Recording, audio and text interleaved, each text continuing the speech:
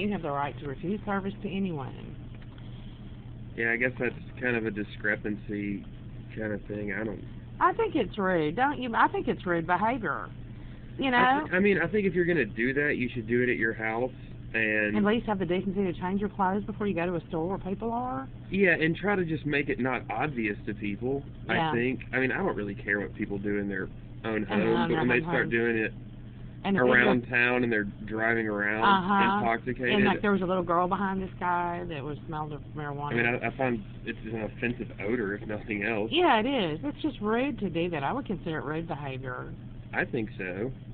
But yeah, I probably just wouldn't want to deal with because someone that is going to go in a place not caring how they're seen by other people. Yeah. You know what I mean? Like stoned out of their gourd and smelling like pot. Yeah. Isn't going to care about raising a scene in the store if you won't sell him a cigarillo. Oh yeah, I've been cussed out by them. Yeah. They threatened to beat me up and all kinds of stuff because I wouldn't sell to them. I've done it 2 or 3 times and that's it. Yeah, I'd probably personally, I'd just try to avoid a confrontation, but yeah. I mean, that's totally up to you. Because they're on drugs anyway. Exactly, they're already on drugs. That's so kind of a threat. Right. Yeah, they're a threat in itself. That's a good way to look at it. Yeah.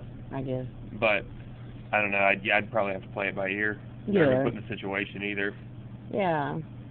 Well, the more you allow them to do it, the more they're going to. That too. You know what I mean? And they've got to the point where they'll come in here and they make a beeline for this bathroom. I've gone in there and smelled smoke in there. That guy that was here a few minutes ago found a cigarette paper roll that had been smoked and put in the soda fountain or the ice tray over there. That's just just disrespectful. Yeah. At the bottom line. Yeah. It's very disrespectful. I mean, if you allow people like that to do that, they're going to continue to because they know they can. You know. And that's not okay at all. But I don't know. Yeah. What'd you end up doing? Not selling it to him, or? Oh, I sold it to him because of the note I got from my boss saying that I could only refuse. She said I was asking people too many questions about why they were buying cigarillos, and that I didn't have the right to do that. And I guess you got to listen to your boss. I didn't do that though. I didn't do that. I only refused 3 people, and I told them it's because you smell like marijuana. I'm sorry, I can't sell this to you. Don't ever come in the store smelling like that again. I've never asked people over and over again, why are you buying these cigarillos? Why are you buying these? What are you going to use them for? It'd be kind of weird. Yeah, so I think she's letting them come here, and she's trying to cover her ass by blaming me, is what I think. That could be it. You know, because like there's another girl here, that black girl, she buys hers out in the parking lot here.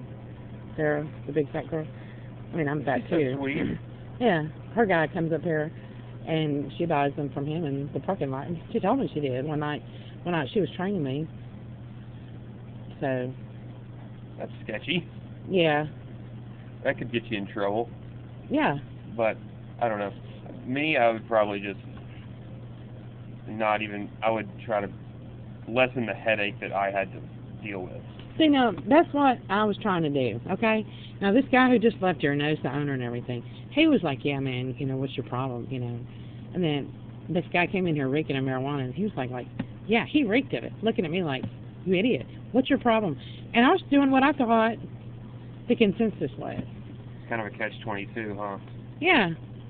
So it's like there's no way I can win. Well, I'm going to lose my job because I look at a person who's intoxicated with marijuana or who reeks of it, that they're...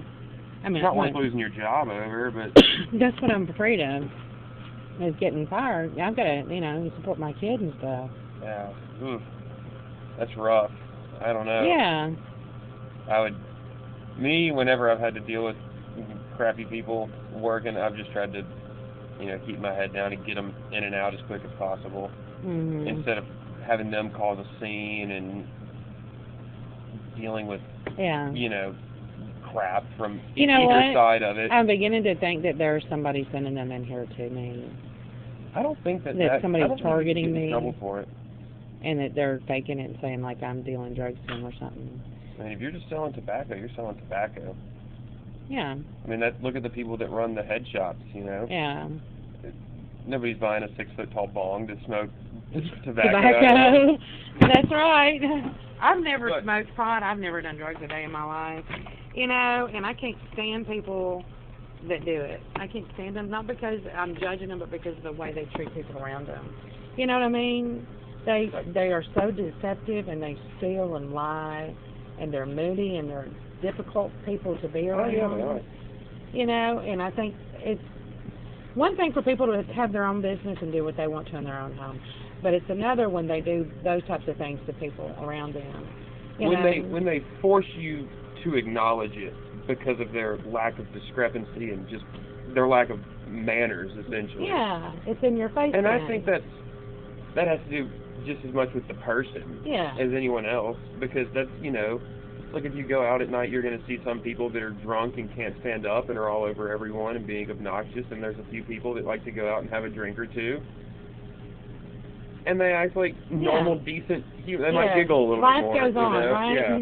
Yeah, you're right. Everything works out. Well, I'm sorry about taking up too much time. Oh, no, not at all. You have a good night. Thank you, too.